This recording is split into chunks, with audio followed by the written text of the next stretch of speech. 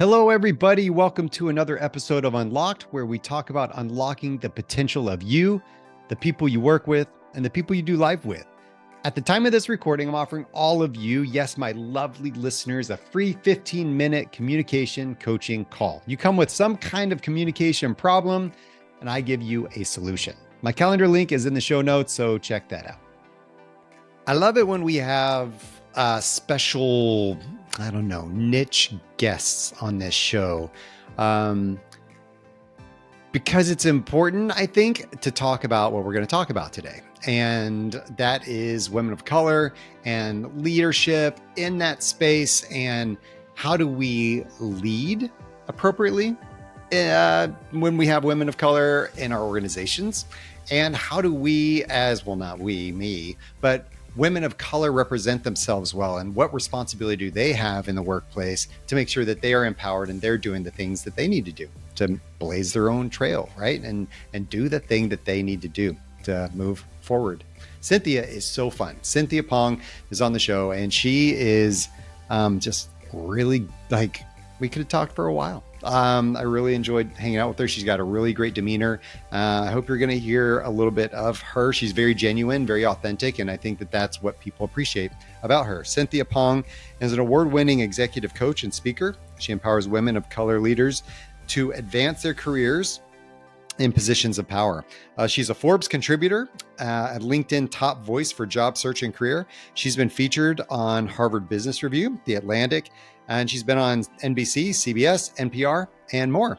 Her Anthem award-winning Leadership Accelerator program has propelled women of color to prestigious fellowships, promotions, and top graduate program admissions. Cynthia's book is this. We're going to talk about this. I love the title. Don't Stay in Your Lane. The Career Change Guide for Women of Color has cemented her as the foremost voice on career advancement, negotiation, and thought leadership.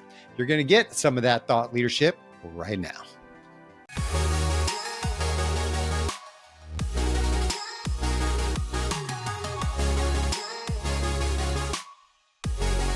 Hello, Cynthia. Hey, Scott. Oh, wow. This is going to be fun. You are I don't know. We're sitting there talking before, and I'm going, this whole conversation should just be recorded. A bit of that feeling too. But we're just riffing, as you said, getting to know each other. just riffing. And you're just so easy to talk to. Thank you. I think it's a gift. That's really cool. I would like to credit that to our shared introversion. We are very good conversationalists, I feel, once, you get past the surface level stuff. Well, somebody told me, and I shared this on the last podcast I just did, that you got to walk through the shallow end, Cynthia, to get to the deep end. Huh. Yeah. And I always have to remember that, and because I always dreaded that type of conversation, and I was just I just want to get to the deep stuff, I know. Yeah, a little too much. I'll fully own that, because I'm absolutely also a person who literally jumps in the deep end feet first with a lot of things. So I got to watch that for myself too.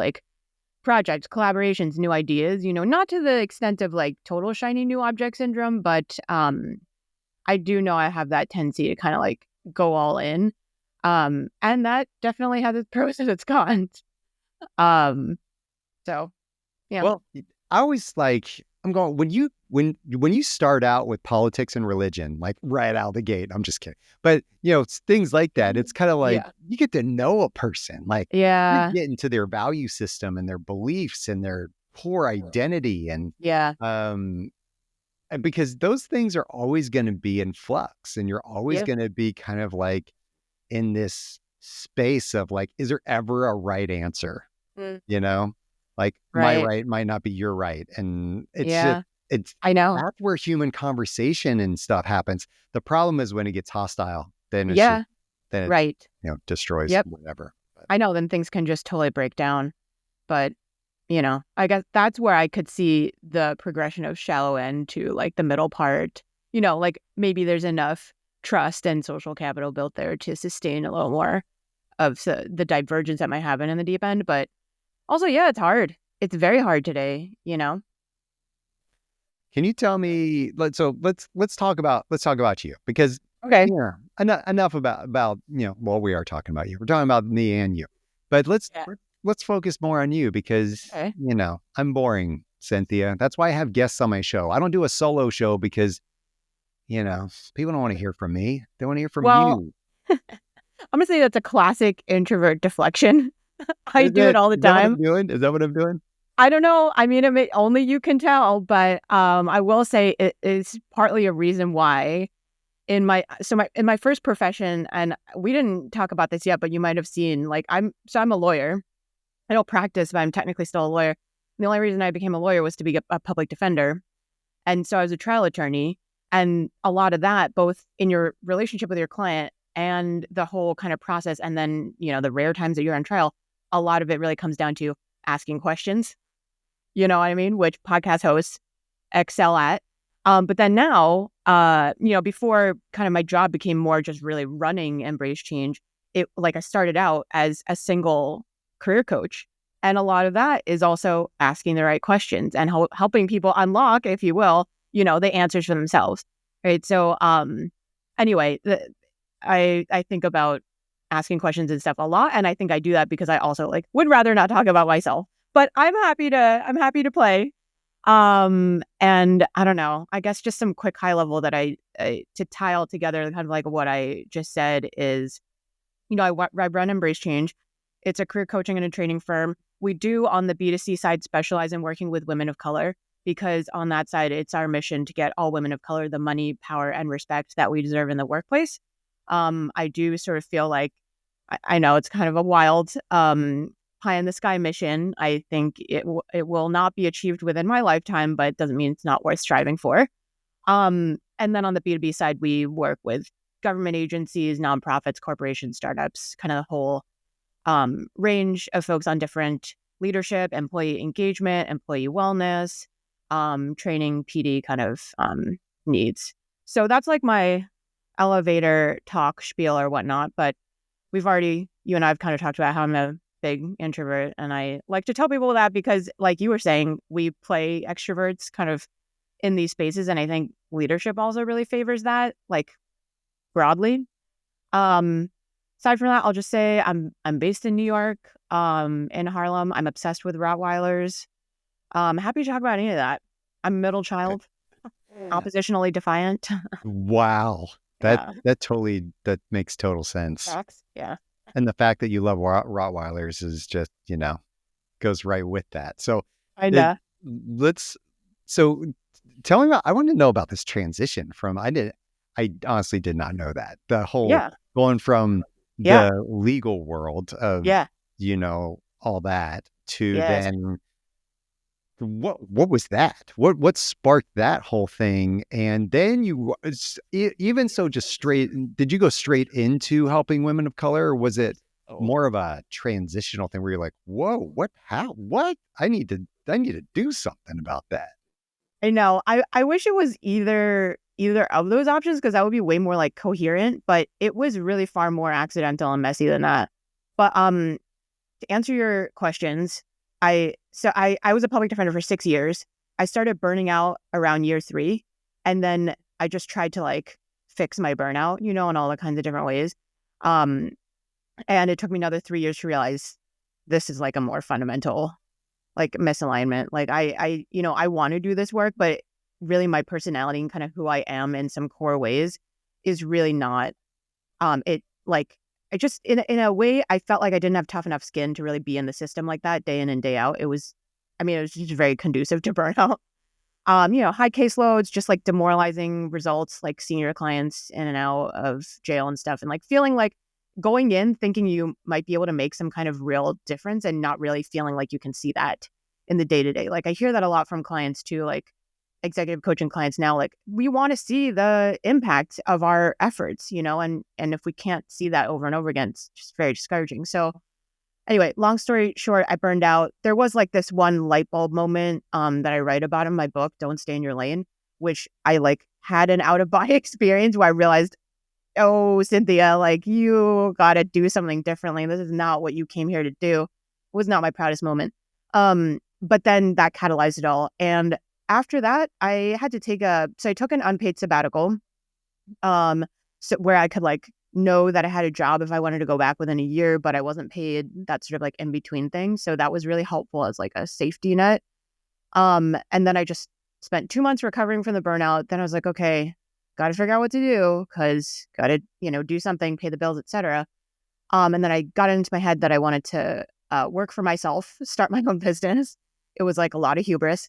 And then I just failed forward my business from there, like a bunch of times. So it was not like A to B. That was my goal type of thing. And rarely is it. I I agree. would I would probably say my journey has been accidental in a sense as well. I just kind of followed the path that I feel was, you know, of least resistance, and using my gifts and the doors that kept opening, I kept walking through them. And I think that's the opportunity we need to take in some of this, and that whole idea of self-preservation and fear and of getting in our own way is what really holds us back Right. from making the progress. Yeah. And when you know what phrase I hate hearing almost more than anything else? Was it something I just said? Oh my gosh. Okay, I can All your take it. alarms are going off. Yes, live on the show, I'm going to tell you exactly what you just said, Cynthia, that really annoyed me. You know? No, I'll tell you after the show. No, I'm just kidding. No, the what the phrase stay in your lane. Holy moly. Can I please not hear that Yeah. phrase anymore? It's Yeah. like, I just need people to stay in their lane. And I've been told I need to stay in my lane. And it's like, when has that ever helped anyone I to know. just tell them to stay in their I lane? know. It, yeah.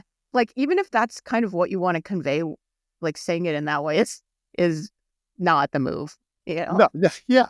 Like, okay, I get what you're trying to say, but Yeah. let's say it not that way. Right. Right. Yep. So when you're writing the book, like, tell me about I mean, I'm just sparking off my whole like dislike of the phrase, but you Yeah. use the phrase of Yeah. don't stay in your lane, which I Right. really like, Thank you. by the I way. can show you the And visual too for those who are look interested. at that. Oh, it's a bigger format book Yeah, too. I kind of went. Look, remember when I told you? Oh, I don't even remember if this is on the recording. How I'm a dive in the deep end person. I Yeah. overdid it. Like obviously, Did but you get all it is lawyer what it on us with that book, is.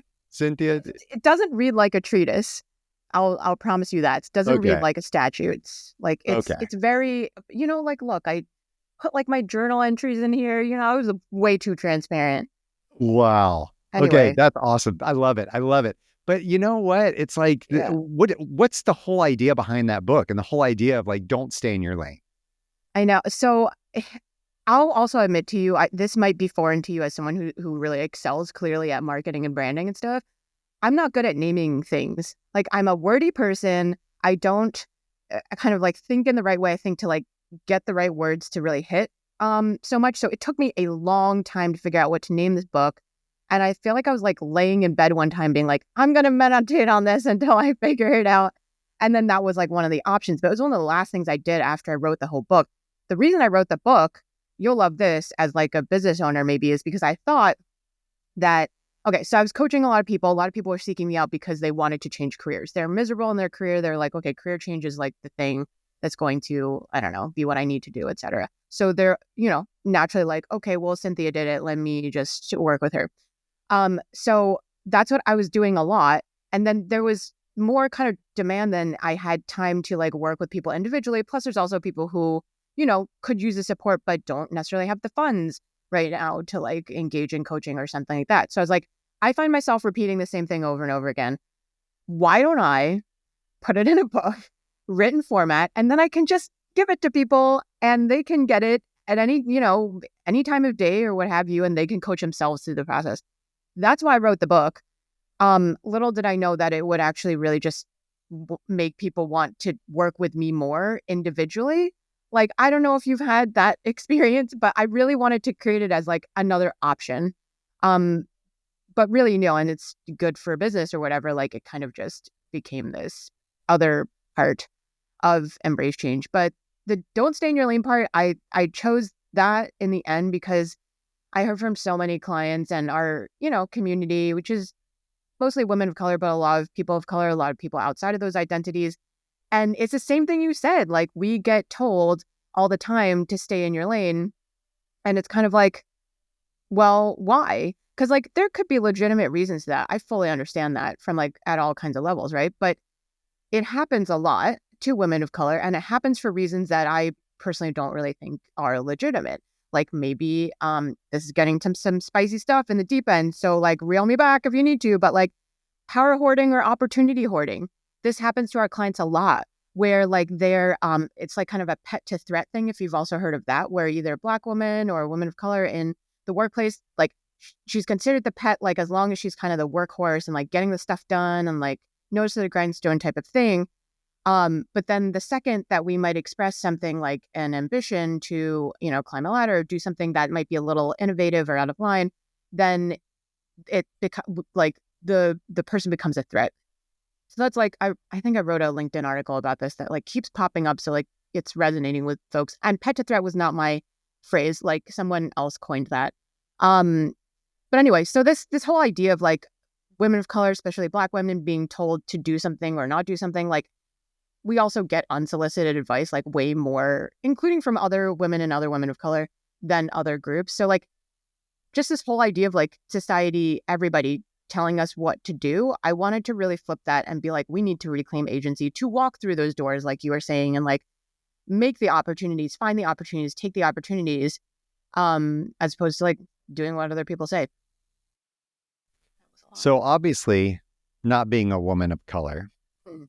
as myself, being actually a middle-aged white man that grew up in the suburbs of Atlanta, what should leaders be aware of? Like when they're, I mean, how, if I can't truly empathize with you, Mhm. like, how do I still get to the area of compassion, of service, of leading you in a way that is empowering and, where I'm not playing favorites, right? But I'm treating you like everybody else, but like, are there certain things that I should be considering and thinking about? Yeah, I love this. I actually have our team shirt at Embrace Change for like our team members. It says pay, amplify, promote, support, and listen to women of color. So that's not very catchy. I already told you I'm not good at that stuff, but like sometimes Hold on. Tell me them again. I got to write them yes, down. yes. Right. Pay, amplify, promote, support, and listen to, which I'll admit is clunky, but sometimes You got to make an internally we call it acronym out of it or adaptable. something, I Cynthia. Like, know. that's the cool thing to do. I Either make know. a Venn diagram out of it or an I know. acronym out of it, I and know. then you'll Hold land on. it. I'm taking that note. I'm gonna work on Okay. that. Because Okay. I do need to do that. I love that tip. Figure it out. Um, yes. So, the like those are some concrete things. And you can also, I know some of those words have multiple meanings, and I actually do mean them in the multiple ways. Like, so promote, maybe you're not in a position to literally promote a woman of color because org charts and like, I don't know, it's out of your control, what have you. But you can still promote in the broader sense what a woman of color is doing, like amplify their work, like that. Those to me are kind of like tied together. But two other things that I think are like stepping stones or the pathway, or if you will, the shallow end to get to there, to the capsule, pay, amplify, promote, support, listen to, is one, get to know them. And like if sometimes they're not in a position to like, I don't know, have a ton of time to like talk to you or whatever, like, you can still sort of observe and like see and like notice things like, oh, I don't know, Cynthia seems to be like doing this thing a lot. Like, is there a way that I could support? And then maybe I could just shoot a quick message over and be like, hey, I noticed you're like heads down on this project. Like, is there anything I can do? You literally did this, I think, before we started the recording. Now I'm forgetting when we hit record. But you were like, how can I support you? Basically, you asked me that earlier. So things like that. Um, and really just kind of like listening. And then if and when you see things that are unjust or unfair that are happening. Like, these are a couple things that happen a lot in the workplace to women of color disproportionately, I would say. People take credit for their ideas, people take credit for their work, they get erased from different things. They're paid, a lot of times inequitably. And so, or like there's maybe a double standard with like, the whole thing about you got to work twice as hard to get paid, half of the pay or what have you. When you see things like that, or if you think they might be happening, like, you know, see if there's something that you can do to either call it out, talk to somebody else about it and call it in, ask if support is needed. It's kind of really just, I don't want to say just because it minimizes it, but it comes down to, I would say, basic things. But if you're even thinking about it, I would argue that the compassion you mentioned earlier, that's already coming out. And I don't think we all need to fully empathize, like fully be able to put ourselves in other people's shoes to empathize a bit, and I'm a person that believes it doesn't have to be all or nothing. So I think all of those things count for a lot. If I am in this position of leadership and I have all types of diversity inside my organization, what do you think is the thing that you're seeing that holds leaders back the most, I would think? Or what is it that you think is holding leaders back from being, for supporting or amplifying or promoting or even calling out those unjust situations? At first, as I was listening to you unfurl the question, my first thought was, I think people are afraid of like making mistakes, saying the wrong thing, doing the wrong thing, that type of kind of thought process. But then as you shared more about like, and I thought more about the context that we're in now, which is like pretty intense. Now I think there's so much going on that it really feels a lot more vulnerable and dangerous, honestly, to say certain things. And I think we're going to see some people do some really brave things. I think we're seeing it right now on kind of like a national stage. And we're also going to probably encounter a lot of silence or people abstaining in a way. And, I think it's going to be telling. I'm sort of a person that I always tell my clients in our community too, because we tend to, and I mean this generally, like we often tend to give people, I think a lot of the people in our orbit, I'll just say this, tend to give other people the benefit of the doubt. Like, I'm going to take you at your word, and give you a lot of benefits of the doubt, really. But I've seen that backfire on my clients so many times where, there's a supervisor who's like, you just need a little more experience to get this promotion or this like pay raise, or like, we'll, bring you into the C-suite when you do XYZ. We're not doing promotions right now this year. And then like within weeks, months, sometimes days, there is evidence in the actions that are taken that completely just undermine the words that were said. So I'm always like, you got to pay attention to the actions over the words. What are people actually doing? That's going to tell you what they genuinely care about, what actually matters to them, their priorities. And we have to understand that to be strategic, both as leaders, up and coming leaders, all that sort of thing. That's kind of far afield from what you asked, but. No, it's good. It's good. I want to, so we're talking about the leader's responsibility inside organizations. Let's shift it back to the to your clients, right? To women of color and their responsibilities as far as workplace is concerned, and their own success and what they need to fight for and who they need to be to feel empowered, to feel like they can make their own path. Because I have two. This goes back to, I was going to say this real quick, just a side note. Yeah. You know what the title of my book was? How hard I worked on the title of my book, Cynthia? It's called Unlocked. It's like it was too easy. So, it's just like, I already got a podcast. So I just named it the book that too. So I love that. But and I call it brand consistency. Yeah. I'm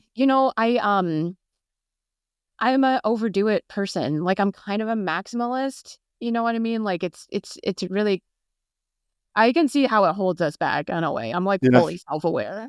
Okay. That's fair. Okay, so what I was going to say is in my book Unlocked, Yes. I feature different quotes. I have an inspiration, an application, and a transformation section of each one of my books. Right? It's just the each chapter. It's meant to be done in like 5 minutes. It's just really short and punchy. But Love there's it. two quotes that I feature in this book. Number one is a victim always needs a villain. Mm. And the second one that I was going to share, dang it, what was the second one? Um, oh, anger is a great starter, but a horrible finisher.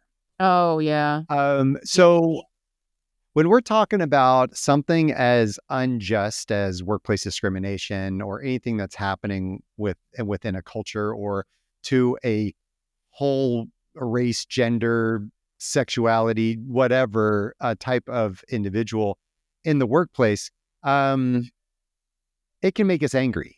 There's Oh an yeah. there's an injustice in the world that we are fighting, right? Yeah. And it's a great starter, but it's a Yeah. horrible finisher. Like if I just stay angry, Yeah. angry every Yeah. day, all the time, I'm Yeah. just an angry person. Then Right. everybody just looks at me as like, well, they're always so bitter. They're always so Mm-hmm. angry. They're Hmm. always, always this. Yeah. And then I get Yeah. labeled that. My brand is that, justified or not. Yeah. And then I also then that carries me over to the second one, like a victim always needs a villain. Because Yeah. then I start playing the victim role where I'm Hmm. just angry all the time because I'm the victim of this, I'm a victim of that, and they did this to me and they did this to me, and now I'm in this position. Hmm. So let's talk about that mentality for a minute. Yeah. Is it do you see it the same way? Do you want to push back on any of that? Like, please, like whatever you have to say. I'd love to hear it. No, I agree with all of that. Like it makes me think of, I think there's like a Buddhist kind of story or allegory, if you will, if it's like, you're holding a hot, if someone like throws a hot coal at you and like you're holding it, like you don't need to keep holding it. Like another way I think of it, it's a little more of a graphic one, is like, okay, someone stabs you, like that's on them. If you keep driving that knife into yourself, that's on you. So like I'm definitely, I think anger is a great, and Dr. Brittany Cooper has that book, Eloquent Rage, which I highly recommend, but it's all about like, kind of harnessing, if you will, the power of the anger as the catalyst, because I think anger is a great warning sign that something is off, something is wrong. And then the thing about me is I'm always also about action, which I think you also are. And the book is called like, don't stay in your lane. So like get out of it or whatever. But that's on, each person to do that and take that agency and take a bet on themselves and do it. So in a way, I think because, we talked about the leader perspective. Now we're talking about on the individual. Um, there's another, there's another quote. I think it's, oh man, I think it's actually a paraphrase of Gramsci, like old school, philosopher or whatever. It's like about having pessimism of the intellect, but optimism of the will. So I'm a person that really believes, even as we are existing in a lot of systems of injustice, that doesn't mean we don't have to try to still do our best if we're gonna fight back in whichever way we're going to, which that can look a lot of different ways. And then take responsibility for our own, what I think of as career insurance. So I think if there's two things that I could say for anyone who is in a situation where they're facing injustice at work, one, first, you got to make sure you have community support somewhere, somehow. It may not exist within the same company or organization, but you need your personal advisory board, your advisors, your whatever, your work friends, your friends' friends. You need the people who are going to be able to support you, because there will be times when you want to gaslight yourself about it, and or fall into this place of self-victimization and just always be stewing or like throwing the pity party. I'm a fan of a pity party, by the way, but like go deep, get through it, and like keep going. You can't be in a pity party forever. So the community support is one. The second thing is what I mentioned about, I think women of color in particular really need to be disciplined about building what I think of as our own career insurance. So we have health insurance for medical stuff. We have car insurance, house, homeowners insurance, renters insurance, all of those things, right? But what do we have for our career, which is arguably the most important asset in most of our lives in the society we live in? And so what does that mean? It's not a policy, of course, that you can just go and buy, but it's the things like, are you cultivating your network? Are you working on your brand and marketing? Are you just letting other people define it for you? Are you thinking about, okay, I'm in this job now, but what do I want next? What is my plan? I think you talked about this in the Jerry episode about retention and recruitment. Like, we don't live in a time when people are at the same job for 35 years or even 5 years now anymore. Like, it's such a quick turnaround. So like, we need to think about what is the backup to the backup to the backup. The rifts are not ending. The layoffs are not ending. They're becoming more and more normalized. So what do you have in place so you're going to land on your feet and even come out winning every time something unexpected and like bad happens in your career? So that's a very practical answer to like a probably much deeper, more like painful experience of experiencing injustice in the workplace. But that's how I think about it. And I don't think we have a choice. Honestly, all of us, like everybody needs to have that. Like, what is your own safety net you're building? What is your financial cushion? Like my business could go sideways at any point, right? So like, what am I doing to future proof it every day? Why, okay, let me back up I know on that was a on, lot. on that question. No, that was really good. I want to, so let's pivot to a little bit of like, okay, Yeah. somebody isn't necessarily experiencing the injustice in their workspace. Um, what's the biggest thing you work on with women of color to empower them, to prepare them, to coach them through? Like, you know, well, actually, I'm going to go back. Okay, Yeah. interview brain. Okay, I'm going to start on this question. Okay. What do women of color come to you the most about? Oh, it. I feel like this might resonate with you, but maybe not. They feel stuck. Like they're stuck in some kind of way. They're either stuck at the same job, they're stuck because they want to change careers and they can't get there. They're stuck because they're stuck on some part of the org chart, the ladder, what have you. And they start to sense that something is wrong, but they've also been sitting in that for some period of time.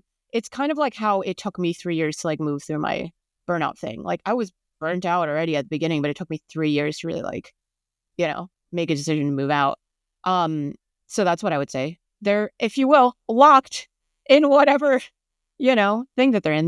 They realize they need external support and like a strategic, like outside person to support them. So now I'm going to move on to part B. And that's what I was going to ask originally. Yeah. Is how do you help them move through that? What is kind of the thing that you feel helps unlock them into that area of starting to make progress? Because in my book, again, Unlocked, a 52-week guide to the intentional leader, you can buy it on Amazon. Yeah. In there, it also says, it's tough to ride a bike it's tough to pedal a bike that isn't moving.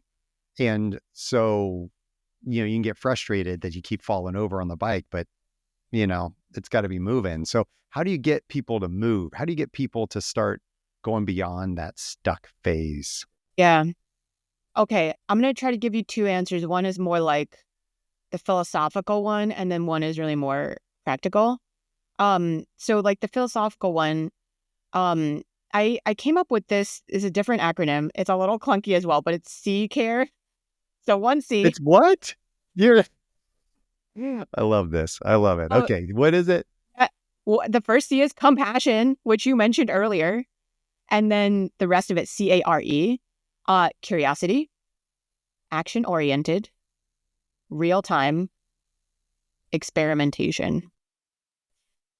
I feel like if you think about those, I think we're pretty aligned on that, but like also, interesting where we diverge and stuff. So the C is first and it's isolated, separate from that first hyphen, because I realized after coaching, like at this point, I've coached over 350 women of color over the years, and a lot of them are leaders and executive women of color.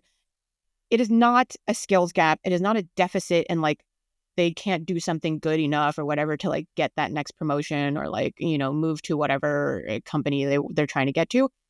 It's usually something around the compassion or the lack thereof that they have for themselves.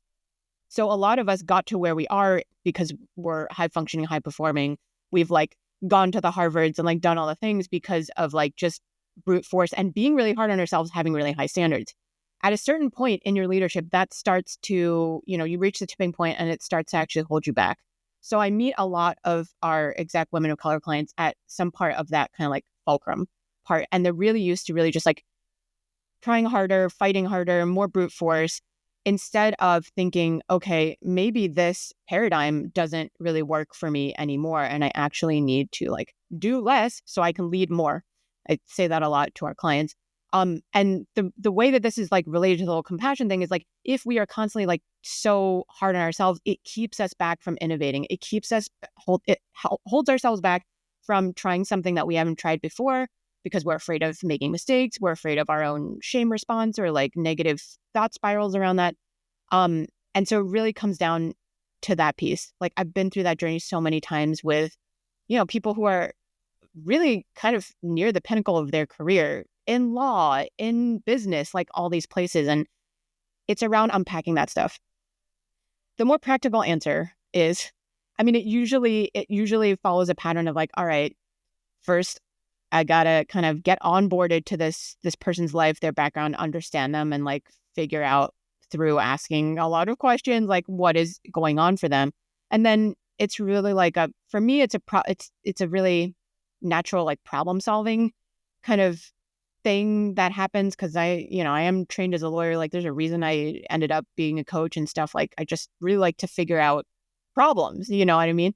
And then what it comes down to, which is really not glamorous, is like, okay, well, once we sort out what it is that you actually want, where do you want to be? What do you envision for yourself? Like, what kind of leader are you like striving to be? What's your career mission?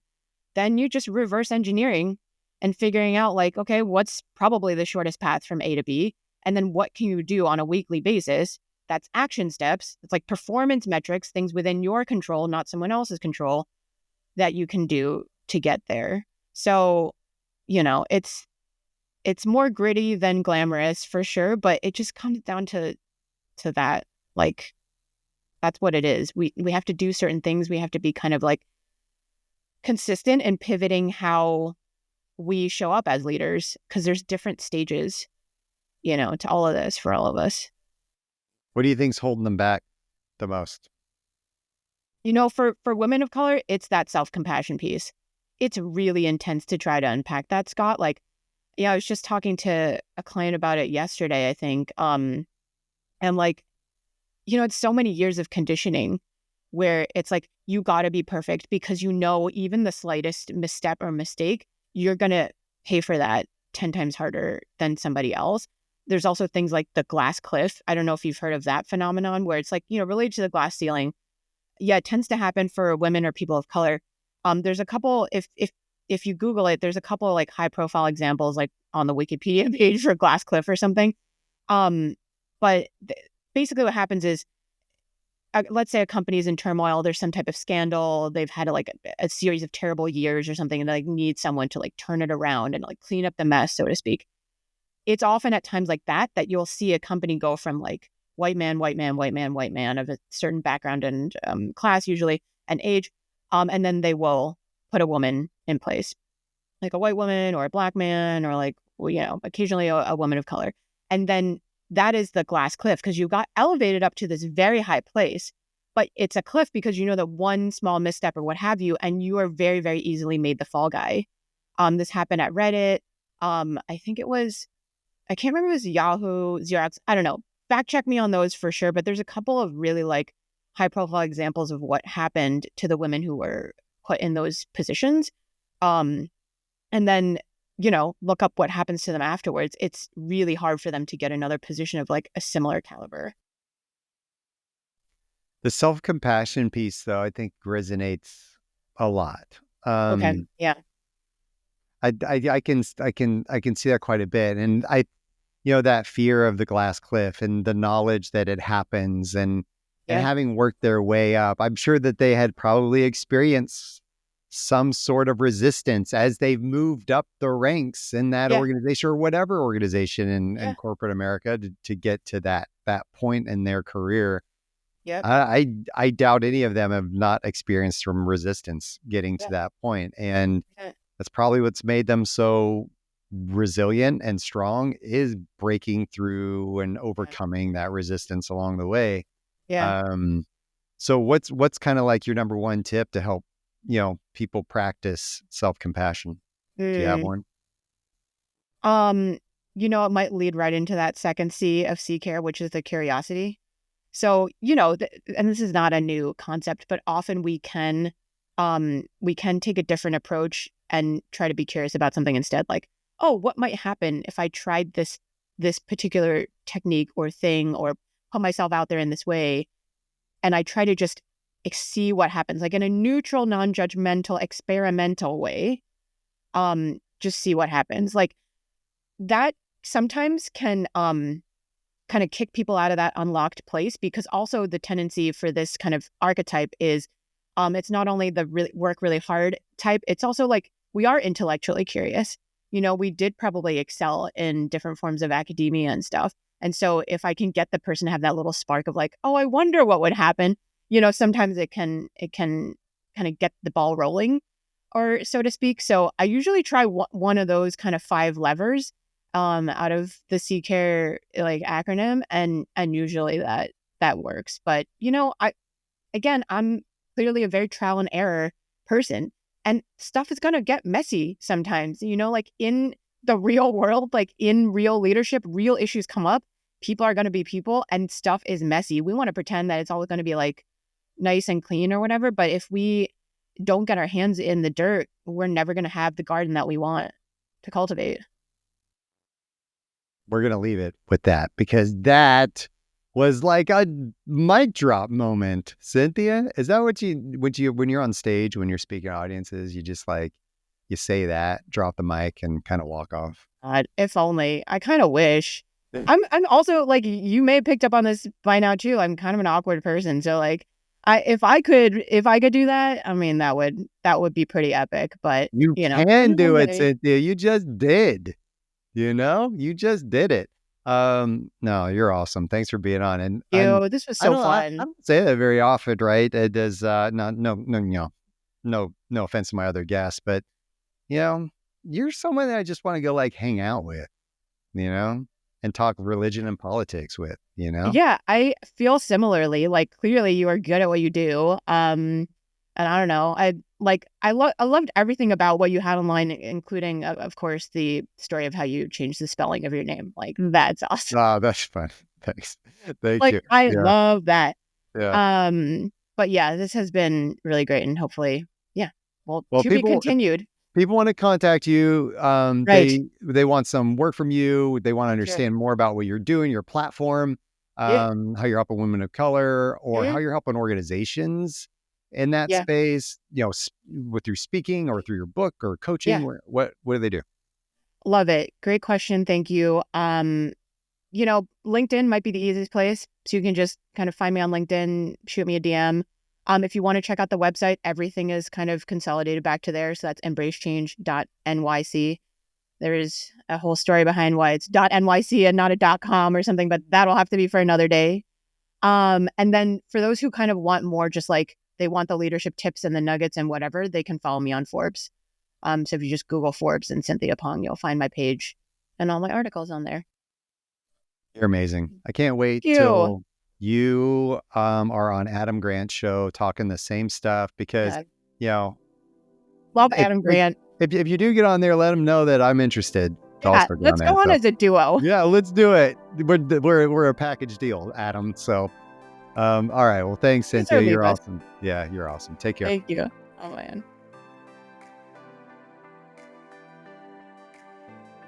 I learned so much from my guests. I get to ask them questions that I'm wondering about. I get to be educated and taught by them.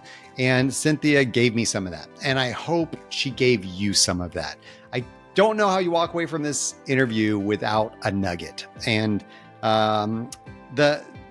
this whole idea, and I love her brain. I love how she goes about things.